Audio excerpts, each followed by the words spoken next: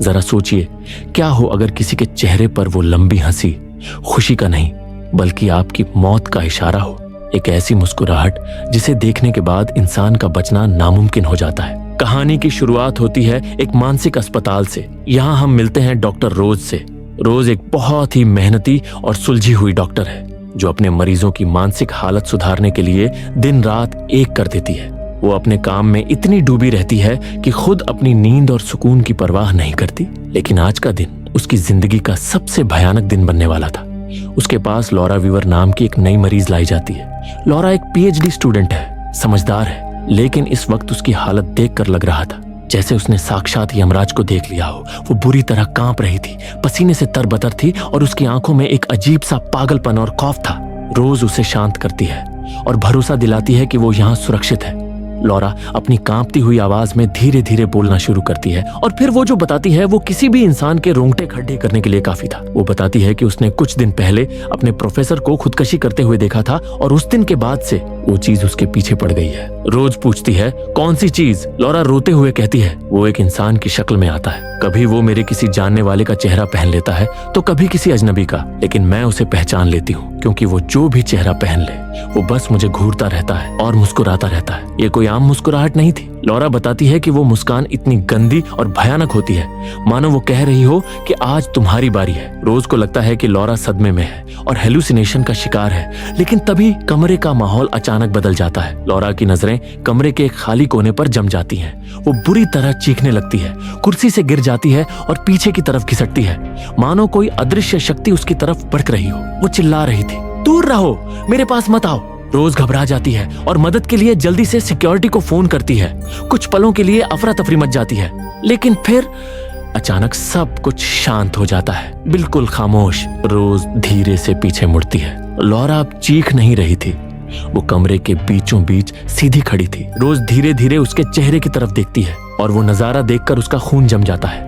Laura के चेहरे से सारा डर गायब हो चुका था। उसकी आंखों में अब कोई जान नहीं थी। वो बस एक टक रोज को घूर रही थी और उसके होठों पर एक बेहद डरावनी, लंबी और खौफनाक मुस्कुराहट थी और उसके हाथ में टूटे हुए गमले का नुकीला टुकड़ा था। इससे पहले कि रोज कुछ समझ पाती, लॉरा ने अपनी उसी शैतानी मुस्कान के साथ रोज की आंखों में आंखें डालकर वो नुकीला टुकड़ा अपनी गर्दन पर चला दिया। खून का फव्वारा छूट पड़ता है। लॉरा का शरीर जमीन पर गिर जाता है, लेकिन वो मुस्कुराहट वो मरने के बाद भी उसके चेहरे पर वैसे ही सजी हुई थी।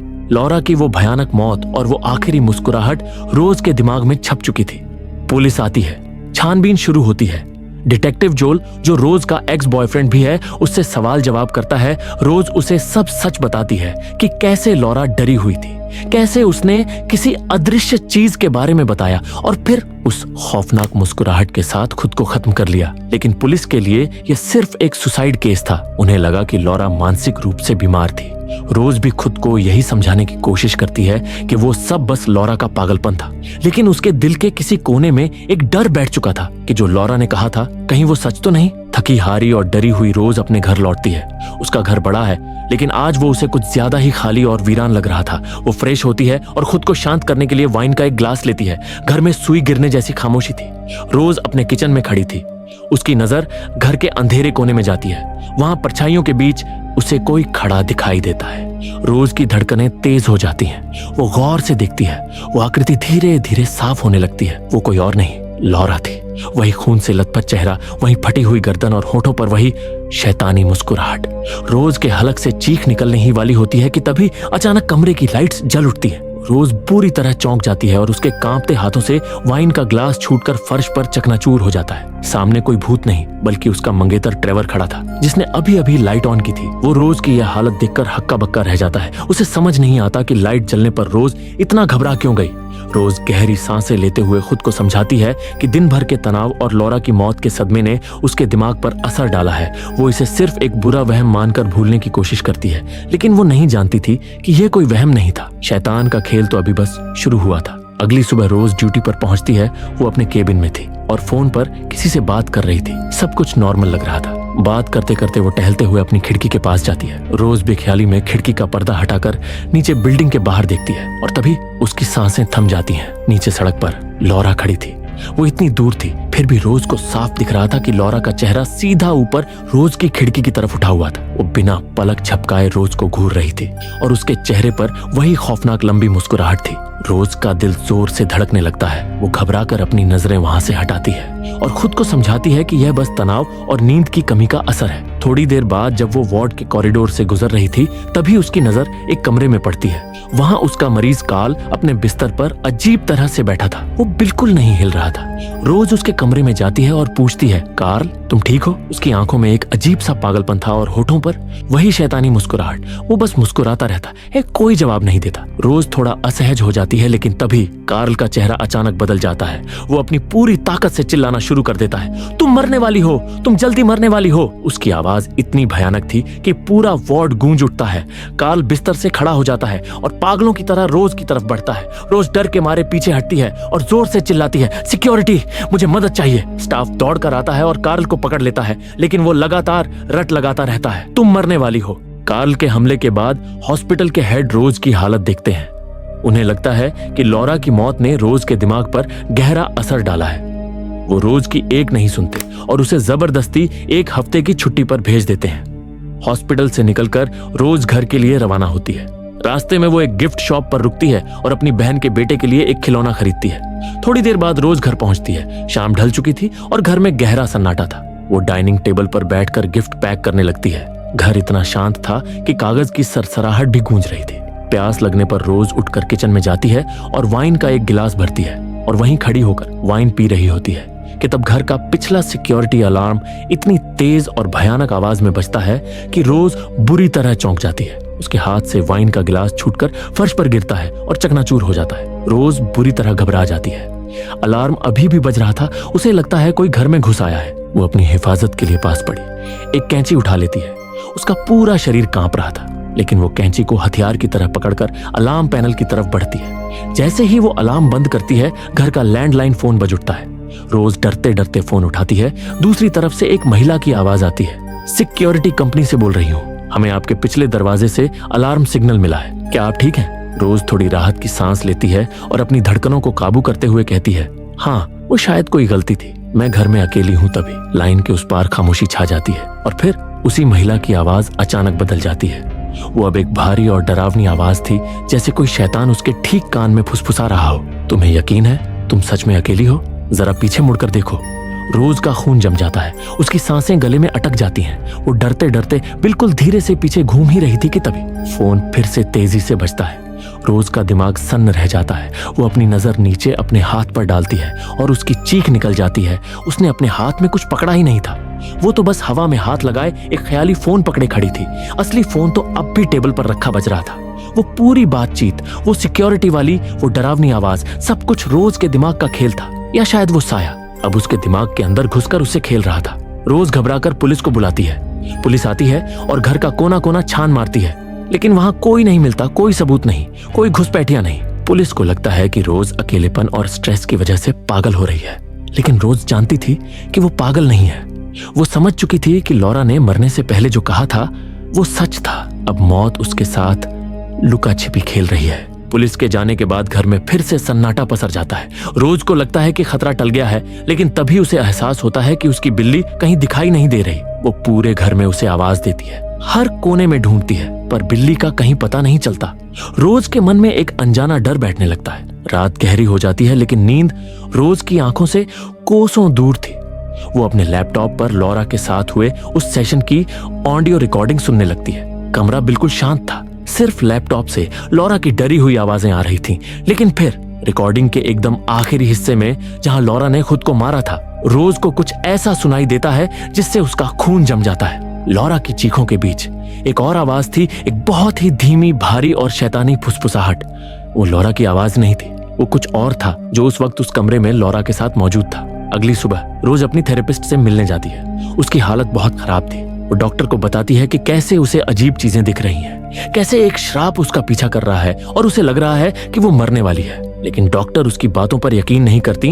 वो इसे रोज के पुराने बचपन के ट्रॉमा से जोड़ देती है। उन्हें लगता है कि रोज डिप्रेशन का शिकार हो रही है। रोज उन्हें समझाने की कोशिश करती है कि यह पागलपन नहीं हकीकत है, लेकिन उसे वहां से भी निराशा ही मिलती है। शाम को रोज अपनी बहन के घर पहुंचती है जहां उसके नेफ्यू की बर्थडे पार्टी चल रही थी। रोज कोशिश करती है कि वो नॉर्मल दिखे। पार्टी में सब खुश थे। रोज अपने नेफ्यू को वही गिफ्ट बॉक्स देती है जो उसने कल खरीदा था। बच्चा उत्साह में सबके सामने वो डिब्बा खोलता है। सब ताली बजाने के लिए तैयार थे, लेकिन जैसे ही ढक्कन हटता है, पल भर में पार्टी की हंसी चीखों में बदल जाती है। डिब्बे के अंदर कोई खिलौना नहीं था, बल्कि रोज की गायब हुई बिल्ली की खून से लथपथ लाश पड़ी थी। बच्चा यह देखकर डर जाता है। बहन और जीजा रोज पर चिल्लाते हैं, तुमने ये क्या किया? तुम पागल हो गई हो क्या? रोज सन्न रह जाती है और कहती है, नहीं मैंने ये नहीं किया, मैंने तो ट्रेन खरीदी थी। वो अपनी सफाई दे ही रही होती है कि तभी उसकी नजर मेहमानों के बीच एक औरत पर पड़ती है। वो औरत एकदम स्थिर थी और रोज की तरफ देखकर मुस्कुरा रही थी। रोज का सब्र टूट जाता है। वो पागलों की तरह चिल्लाती है। रोज उस चीज से बचने के लिए पीछे हटती है, लेकिन हड़बड़ाहट में उसका पैर फिसलता है और वो सीधे पीछे रखे एक कांच के टेबल पर जा गिरती है। टेबल चकनाचूर हो जाता है। कांच के बड़े टुकड़े रोज के हाथों और कलाई में धंस जाते हैं। उसका खून बहने लगता है और वो दर्द से तड़प रही होती है। पार्टी का जश्न अब एक खौफनाक मंजर बन चुका था और सब रोज को ऐसे देख रहे थे जैसे वो कोई राक्षस हो। बर्थडे पार्टी में हुए हादसे के बाद रोज मरहम पट्टी करवाकर घर लौटती है। वो बेहद डरी हुई थी। उसे लगा था कि उसका मंगेतर ट्रेवर उसका साथ देगा, लेकिन ट्रेवर के लिए वो पार्टी वाली घटना आखिरी हद थी। उसे लगता है कि रोज का मानसिक संतुलन पूरी तरह बिगड़ चुका है। वो रोज की मदद करने के बजाय उसे साइकाइट्रिस्ट से बात करने को कहता है। रोज समझ जाती है कि इस लड़ाई में वो अब पूरी तरह अकेली पड़ चुकी है। रोज के पास अब सिर्फ एक ही रास्ता था, उसका एक्स बॉयफ्रेंड जोल, जो एक पुलिस डिटेक्टिव था। रोज जोएल के पास जाती है और उसे प्रोफेसर के केस के बारे में बताती है। वही प्रोफेसर जिसने लॉरा के सामने खुदकुशी की थी। जोएल पहले हिचकिचाता है, लेकिन फिर वो पुलिस डेटाबेस चेक करता है और जो सामने आता है वो चौंकाने वाला था। उन्हें एक पैटर्न मिलता है। प्रोफेसर ने खुदकुशी की थी, उसे लॉरा ने देखा। उससे पहले एक आदमी ने खुदकुशी की थी जिसे प्रोफेसर ने देखा था। उससे पहले एक औरत थी। ये एक श्राप की जंजीर थी। जो भी खुदकुशी देखता है, वो मुस्कुराहट वाला राक्षस उसके पीछे पड़ जाता है, उसे पागल करता है और फिर वो इंसान भी खुदकुशी कर लेता है ताकि श्राप अगले गवाह के पास चला जाए। इतने बड़े सबूत के साथ रोज भागते हुए अपने मंगेतर ट्रेवर के पास जाती है। वो उसे समझाना चाहती है कि यह कोई बीमारी नहीं, एक पैटर्न है, लेकिन ट्रेवर उसकी एक नहीं सुनता। वो साफ कह देता है, हमारा रिश्ता खत्म, मैं तुम्हारे पागलपन के साथ नहीं रह सकता। टूटे दिल के साथ रोज अपनी बहन के घर जाती है, लेकिन बर्थडे वाले दिन के हादसे के बाद उसकी बहन भी उसका यकीन नहीं करती। रोज पूरी तरह टूट जाती है। वो अब सड़क पर अकेली थी, दुनिया की नजरों में पागल और मौत की नजरों में शिकार। तभी जोएल का फोन आता है। उसे केस फाइल्स में एक अजीब चीज मिली थी। जोएल बताता है, मैंने 20 पुराने केस देखे, उनमें से 19 लोगों ने सुसाइड कर लिया था, लेकिन एक केस अलग है। एक आदमी बच गया था। उस आदमी का नाम था रॉबर्ट। उसने सुसाइड नहीं किया था, बल्कि उसने एक मर्डर किया था और वो अब भी जेल में जिंदा है। यही रोज की आखिरी उम्मीद थी। उसे जानना था कि वो इस श्राप से कैसे बचा।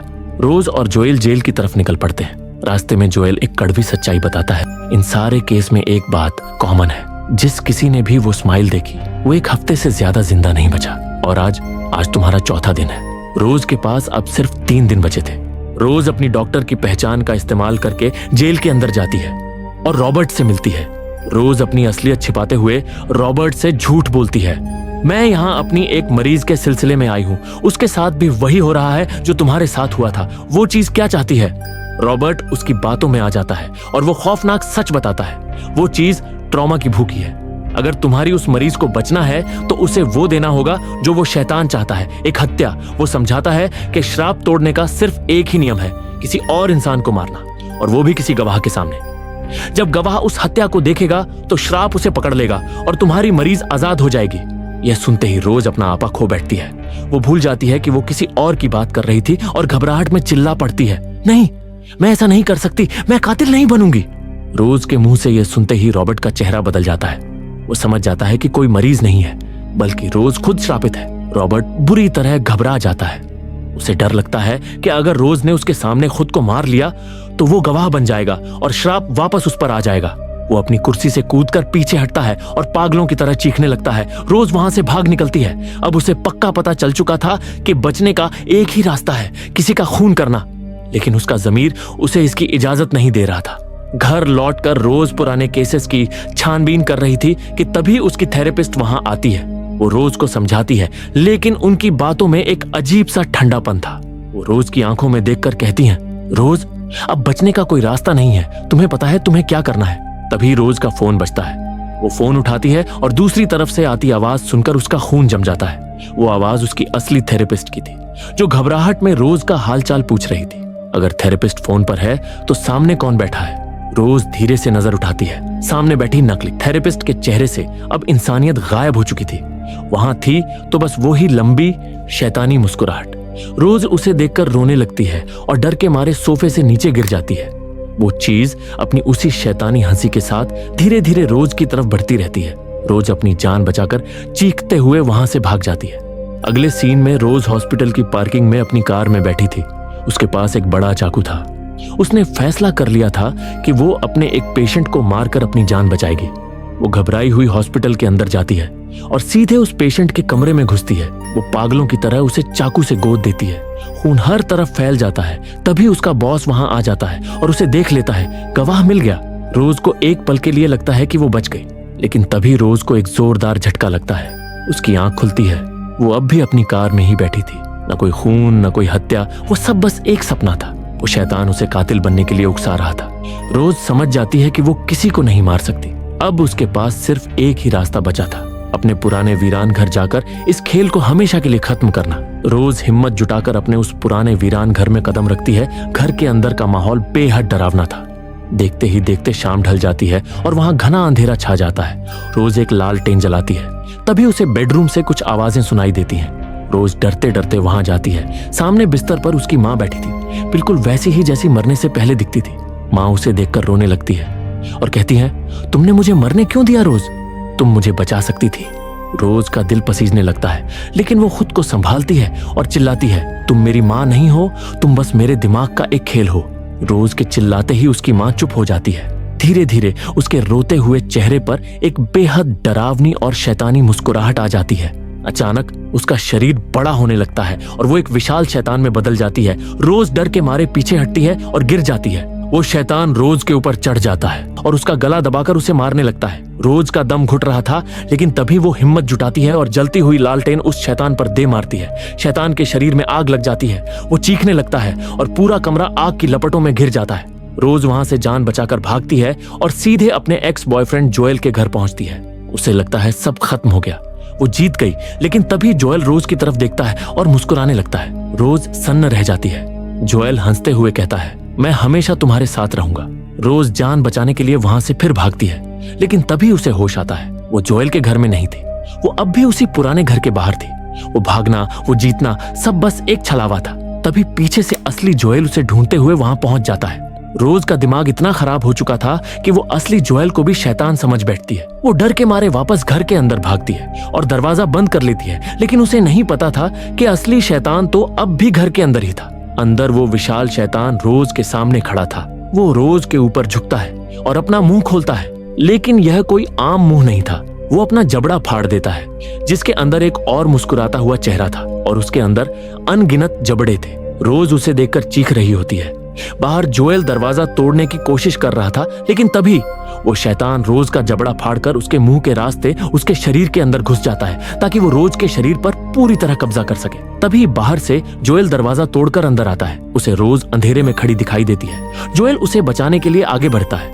रोज धीरे से पलटती है। उसने अपने ऊपर केरोसिन छिड़क रखा था। अब वो रोज नहीं थी। उसके चेहरे पर एक भयानक खूनी मुस्कुराहट थी। जोएल के सामने उसकी आंखों में आंखें डालकर रोज माचिस जलाती है। वो अपनी डरावनी हंसी के साथ खुद को आग लगा लेती है। जोएल की आंखों के सामने वो जलकर राख हो जाती है। जोएल अब अकेला खड़ा था, डरा हुआ और गवाह बनकर। रोज तो मर गई, लेकिन वो मुस्कुराहट अब रोज को छोड़कर जोएल के पास आ चुकी थी। अगर आपको ये कहानी पसंद आई हो तो लाइक करना ना भूलें और ऐसे ही थ्रिलिंग एक्सप्लेनेशन देखने के लिए मूवीवर्स थ्रिलर को सब्सक्राइब करें। मिलते हैं अगली वीडियो में, तब तक के लिए कीप वॉचिंग मूवीवर्स।